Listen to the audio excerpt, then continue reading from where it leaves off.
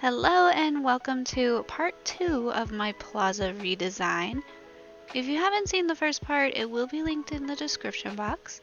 I'm not completely finished with filling in my plaza, however I did do the other big chunk of it for this video. I did do some things off video just to get my inspiration for the side of the plaza going. I made a little fountain area. I wasn't really happy with these brick fences. I may end up changing that later on, but I do like the bushes and the little flower planters around it. I also decided to do the vine columns on the other side as well to make another natural looking archway leading up to the fountain. I did need to buy more when I started this video, but I realized I needed more money as well. But it will be just the same concept, just 4 vine walls, making a little column and then placing a Japanese maple tree right in the center of it. Some other things I did off of video is I finished up the outdoor dining spot. I crafted the rest of the chairs for the tables. And I learned recently that I can drop food. I don't know how it took me a year to find that out, but I added some food to the tables and the bar area and just sort of added some decorations to the bar as well. But getting into the actual redesign, I wanted to do sort of a botanical garden inspired spot. I really love this topiary that was in a past star path, so I wanted to make this spot very botanical, you know? Flowers, plants, trees, all the greenery. I wanted to make a pathway, but it didn't quite line up properly with the topiary, and it annoyed me so much.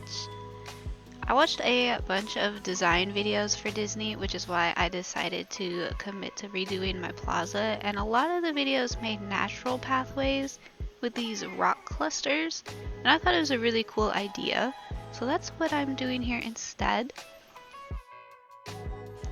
As far as the decorations and the plants go, I wanted to keep it pretty symmetrical since it looks pleasing to the eye in my opinion.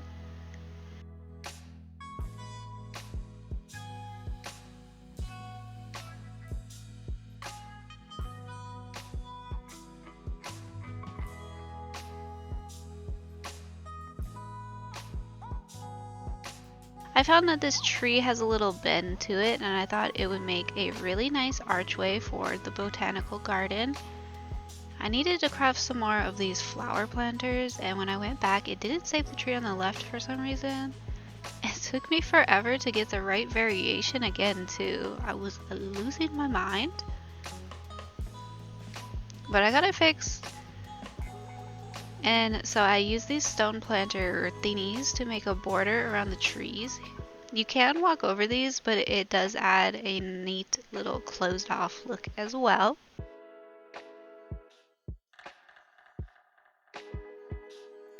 And going along the lines of symmetry, I also added a little flower garden within a rock border on this side of the vine column like I did on the other side. But I needed to let some flowers spawn, so I do have one missing. And then I realized it was like 9 p.m. for me, and I had been decorating this whole time in the dark. So I switched it to daytime so we could see a little better. Like the other side as well, I'm going to do the bush and tree theme with the cherry trees and raspberry bushes. I kept the lemon and coffee on the other side. I decided to keep those instead of changing it to the cherries and raspberries because I thought it would be a nice contrast to the romantic colors going on over there with the Japanese maple trees. But over here, same thing, I'm putting the brick fence around it and the bordered leaf path beneath. I did end up deciding to go with these celestial pillars by the fountain. I thought they looked a lot better than the fence. I was going back and forth between these and the celestial banners. Both looked really good, but I think the pillars looked a lot better. I wanted to do a simple sitting area in between the fountain and botanical garden. I didn't really like any other ideas I came up with to fill this area, so I just went simple. And a lot of the characters hang out in the plaza for me, so the more seating the better. I wanted to sort of close off the entrances to the forest and the plateau. So over here, I'm using this hedge to do so. I personally love using these rock terrain squares for the transition areas leading to other biomes. It keeps it really neutral to match any sort of theme I got going on leading up to the biome entrance. I like placing the asphalt pathway beneath it. The regular one and bordered one works fine, with just whichever I feel fits better is the one I go with. Once again, using these rock clusters to kind of spruce it up, make it a little more dimensional. And one of my favorite things to do with pathways is to make different sizes like this into like an actual pathway that's sort of broken up. I did this non-stop in Animal Crossing, and the decorating style just followed me in every game afterwards. It's great for mix and matching pathways, or you can get away with just using one if you want it to be quite uniform. One thing I also really love decorating with is the bordered muddy path, but only using one tile of it, and then placing some sort of decoration or item on it. I usually use the purple butterfly plants, but you can also use a variety of other things as well. I wanted to keep this area very neutral and simple. It's just a transition up into the plateau or down into the meadow, so I'm just filling it up a little more with the rock clusters and some flowers. As far as lighting for the plaza, I like using these wrought iron lamps. You can craft these. They match really well. I also thought these small flower looking lights would look good in the botanical garden, so I put those over there. I also added the string of lanterns archway you get from the fairy godmother behind the topiary. And this is the nighttime view. I think this garden looks so pretty and magical. I'm really happy with how it turned out. For this little empty space next to the garden, I kind of just filled it with whatever at first. I didn't really have any idea, and it's such a small space I couldn't really put anything else. And then I thought it would look really cute if some critters were roaming around the flowers and the plants. So I put down a companion house. I really do hope they add more variations for this, like they did the craftable chest. Like, the little house is cute and all, but it just doesn't match with very much, at least for not what I'm decorating with. And I want the critters to roam everywhere. It really brings even more life and movement to a biome. And I just kind of want to get some more use out of the companions, because I can only have one follow me and I have so many. And I feel like I just kind of want them all to be out and about and getting some love and attention.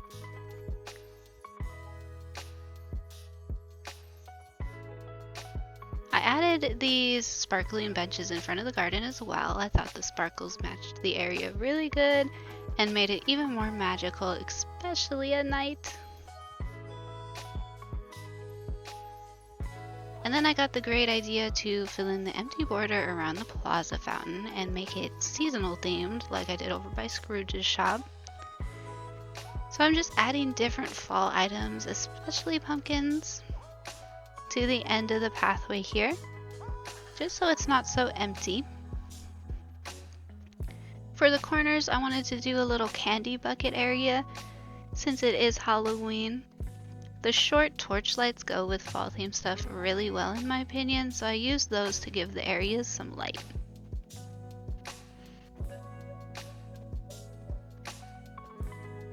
And that's going to be all that I got done for my redesign of my plaza.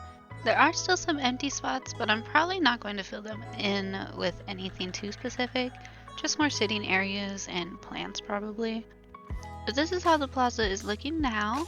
So we have my botanical garden over here. I put these pumpkin carriage planter things in front. I thought they looked cute. I do need to buy another bench though.